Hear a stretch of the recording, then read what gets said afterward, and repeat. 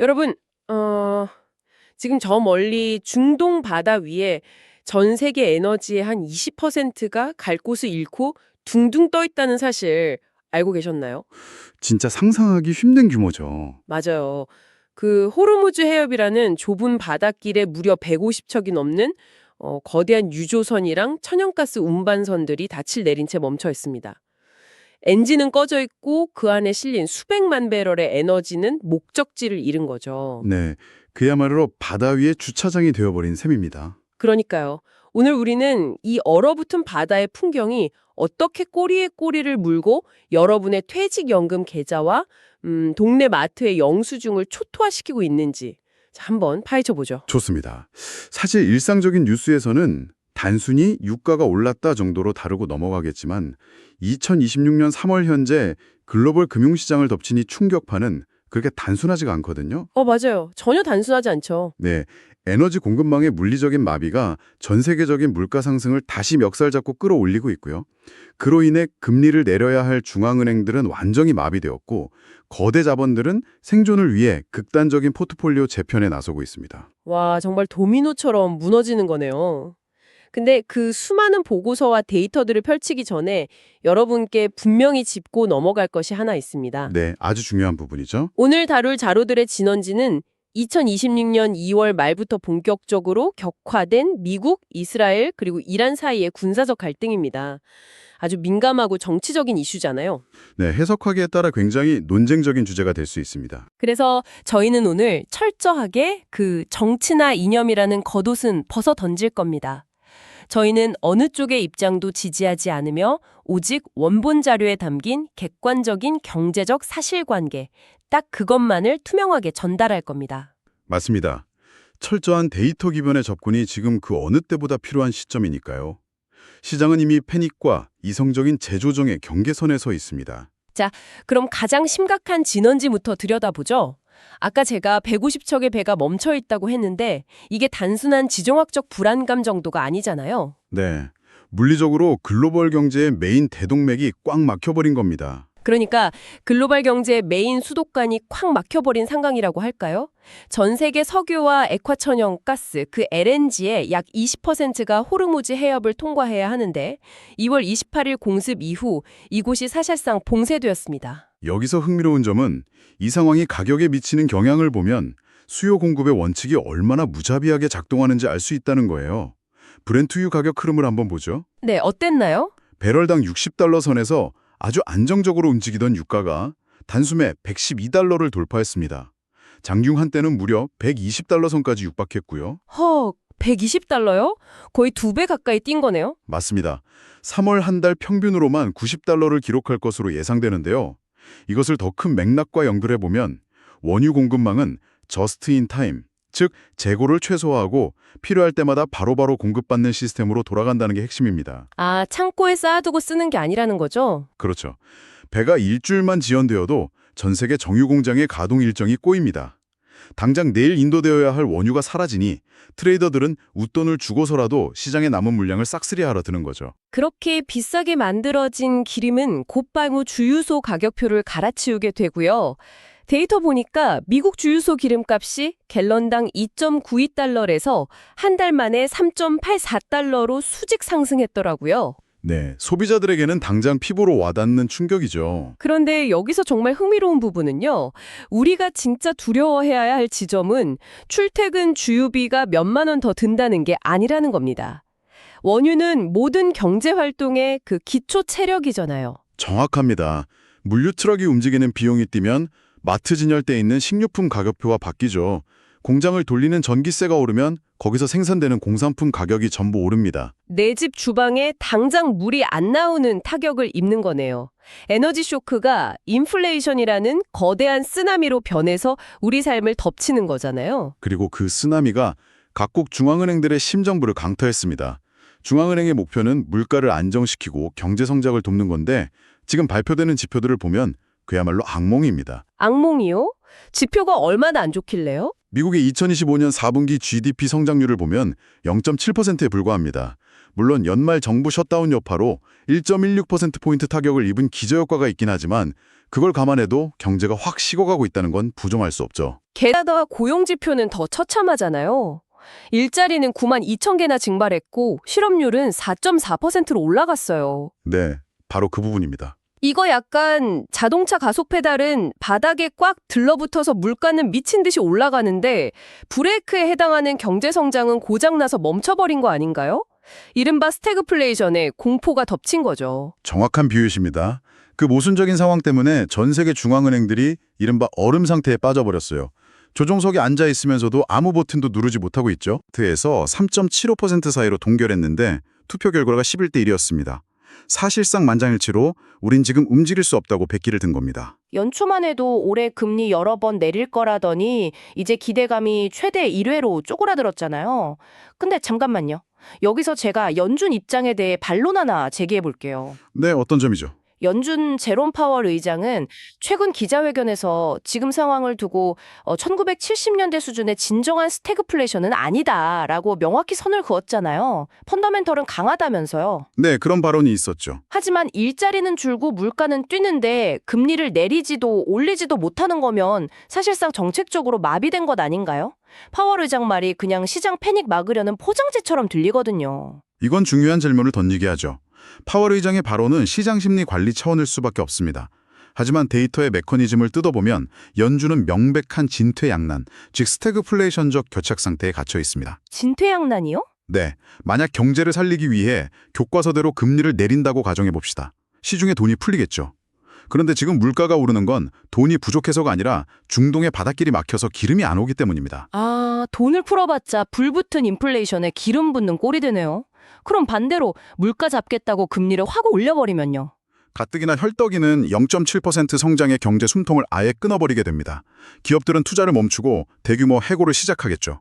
살릴 수도 죽일 수도 없는 이 딜레마가 연준을 얼어붙게 만든 겁니다. 와, 미국만의 문제도 아니잖아요. 유럽이나 영국 자료 보니까 거긴 아예 체념한 분위기던데요. 유럽 중앙은행 ECB의 행보를 보면 더 투명하게 드러납니다. 올해 물가 상승률 전망치를 2.6%로 올리면서 경제 성장률 전망치는 0.9%로 반토막 내버렸습니다. 스태그플레이션을 그냥 공식 전망치로 박아버렸네요. 맞습니다.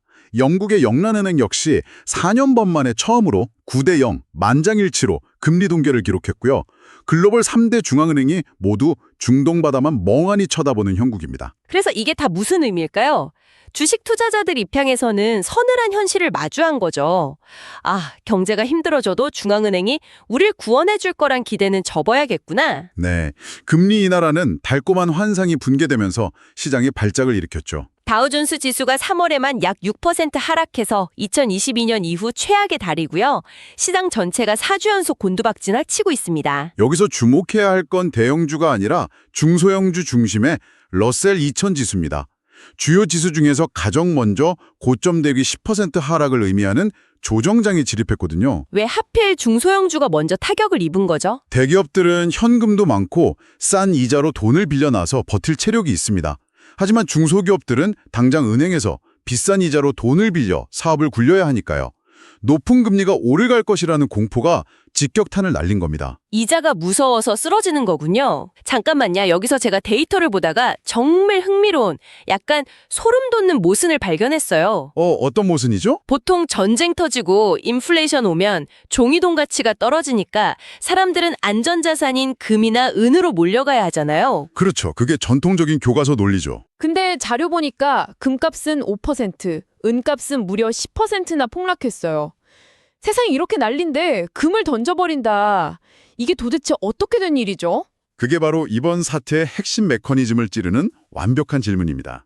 답은 바로 이자와 마진콜에 있습니다. 인플레이션이 오면 현금 가치가 떨어지니 금을 사는 게 맞긴 합니다만 맞긴 하지만 지금은 물가를 잡겠다고 올려놓은 금리 자체가 높은 상태로 굳어버렸잖아요.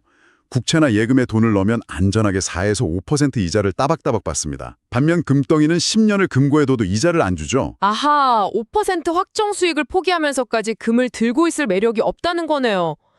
그래도 10% 폭락은 너무 심한 거 아닌가요? 더 결정적인 트리거가 있습니다. 바로 마진콜 시스템이죠. 주식시장이 4주 연속 급락하니까 빚내서 주식 산 기관이나 개인 계좌에 구멍이 난 겁니다. 증권사들이 당장 현금 안 채우면 강제로 팔아버리겠다고 통보하거든요. 아, 현금이 당장 급해진 거군요. 네, 패닉에 빠진 투자자들은 내 포트폴리오에서 아직 수익이 나고 있거나 덜 떨어진 자산을 닥치는 대로 내다 팔아야 생존할 수 있습니다.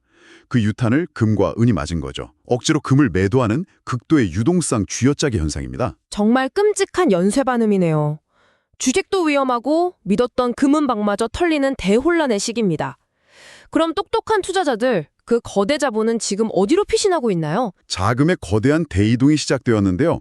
시장에서 가장 뚜렷한 트렌드는 화려한 기술, 성장주에서 지루하지만 확실한 방어주와 배당주로의 전환입니다. 상장주에서 배당주로요? 네, 나스닥 100 대형 기술 기업들의 이익 성장률이 둔화되는 반면 S&P 500에 속한 25년 이상 배당금을 늘려온 배당 귀족주들의 이익 성장률은 마이너스 5.5%에서 플러스 9%로 극적인 반등을 이뤄냈습니다. 당장 내일 이자 내기 벅찬 불확실성 앞에서는 내 계좌에 분기마다 현찰 꽂아주는 기업이 최고라는 심리군요. 자본은 본능적으로 가장 안전한 현금 흐름을 쫓으니까요. 그런데 주식시장 내부의 변화보다 더 심각한 경고음이 프라이빗 크레딧, 즉 3호 신용시장에서 울리고 있습니다. 네, 자료 보니까 노란불이 격렬하게 켜졌더라고요.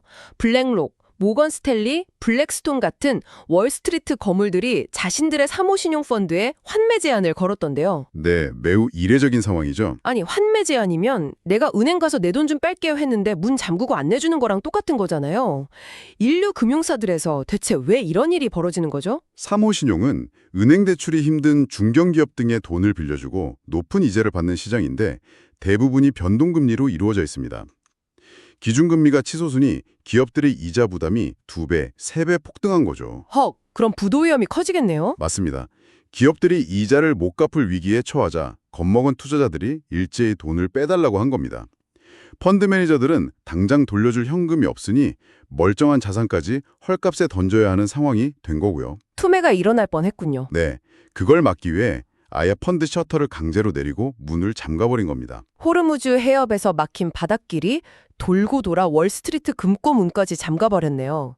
자, 이렇게 숨이 턱턱 막히는 지표들 뿐인데 제가 진짜 궁금한 게 하나 있습니다. 네, 말씀하시죠. 아까 미국 경제가 그래도 0.7% 성장했다고 하셨잖아요. 마이너스가 아니라 어떻게든 멱살 잡혀서 버티고 있다는 건데 도대체 이 벼랑끝 경제를 지탱하는 힘이 어디서 나오는 겁니까? 그게 바로 현재 글로벌 경제의 가장 기괴하고 매력적인 모순, 즉 AI 인프라 투자입니다. AI 기술주요? 네, 슈퍼마이크로 같은 회사는 대중국 친밀수 혐의로 하루 만에 33%나 폭락하고 마이크로소프트 애저 성장세도 둔화됐다고 자료에 나오던데요. 표면적인 소프트웨어나 서비스 매출은 흔들리는 게 맞습니다. 하지만 수면 아래에서 벌어지는 막대한 자본 지출, 즉 캐펙스를 봐야 합니다. 빅테크 기업들이 물리적인 인프라를 까는데 쏟아붓는 돈이 미국 GDP의 1%를 훌쩍 넘어서고 있습니다. 아, AI가 그냥 컴퓨터 속 똑똑한 프로그램이 아니라 그걸 돌리기 위해 어마어마한 물리적 공사가 필요하다는 뜻이군요. 그렇습니다. 엔비디아 칩 수만 개, 축구장 크기의 데이터 센터, 거대한 변전소와 전력망, 심지어 원자력 발전소 계약까지 이건 콘크리트를 붓고 구리선을 까는 육중한 실물 경제의 영역입니다. 와, 그렇구나. 한번 삽을 뜨면 멈출 수가 없겠네요. 맞아요. 골드만삭스가 올해 S&P 500 기업들의 이익이 13%에서 15%나 성장할 것이라고 긍정적인 전망을 유지하는 이유가 바로 이 멈출 수 없는 지출 때문입니다. 세상에, 소비재 판매가 줄고 중소기업들이 쓰러져가는 와중에도 거대 기술 기업들이 살아남으려고 쏟아붓는 천문학적인 AI 투자가 사실상 추락하는 경제에 낙하산 역할을 하면서 혼자 캐리하고 있는 거네요. 네, 아주 정확한 분석입니다. 자, 여러분, 오늘 우리는 중동의 막힌 바닷길에서 시작된 충격파가 어떻게 물가를 흔들고 금리를 마비시켰는지, 돈의 흐름이 방어주로 피신하는 메커니즘, 그리고 AI가 어떻게 경제를 간신히 떠받치고 있는지 낱낱이 살펴봤습니다. 현재 거시경제의 모든 톱니바퀴를 확인하셨을 겁니다. 당장 계좌 수익률을 보면 속이 쓰리실 수 있지만 이런 자금 이동의 흐름을 이해하는 것은 폭풍우 속에서 나만의 재무적 나침판을 갖는 것과 같습니다. 포트폴리오 리스크를 객관적으로 점검할 타이밍이기도 하죠. 결국 해결책은 뭘까요? 단기적인 해결책은 명확합니다. 중동의 지정학적 긴장이 완화, 즉 디에스컬레이션 되어서 호르무즈 해협의 배들이 다시 움직이는 수밖에 없습니다. 에너지 병목이 뚫려야만 나머지 매듭들이 차례대로 풀릴 테니까요. 결국 에너지가 다시 흐르느냐가 관건이네요. 자, 이번 심층 탐구를 마치면서 오늘 자료에는 없었지만 여러분께 아주 도발적인 질문을 하나 던지며 마무리하고 싶습니다. 어떤 질문일지 기대되네요. 오늘 막대한 AI 투자가 경제의 유일한 생명줄이라는 걸 확인했잖아요. 하지만 한번 상상해 보시죠. 만약 이 에너지 쇼크가 예상보다 훨씬 길어지고 고통스러운 늪에 빠지는데 그 사이 유일한 버팀목이었던 AI 투자 붐마저 거품이 꺼진다면 어떻게 될까요? 아, 정말 등골이 서늘해지는 시나리오군요. 네, 막힌 수도관은 안 뚫리는데 억지로 물 뿜어내던 마지막 펌프마저 타버린다면 과연 글로벌 경제에 플랜 B라는 게 존재하긴 할까요? 오늘 밤 이 질문을 곰곰이 씹어보시길 바랍니다. 정답은 여러분의 날카로운 통찰력 안에 있을 겁니다. 네, 깊이 생각해볼 만한 화두네요. 다음 심층 탐구에서 더 새롭고 흥미로운 분석으로 찾아오겠습니다. 여러분 감사합니다.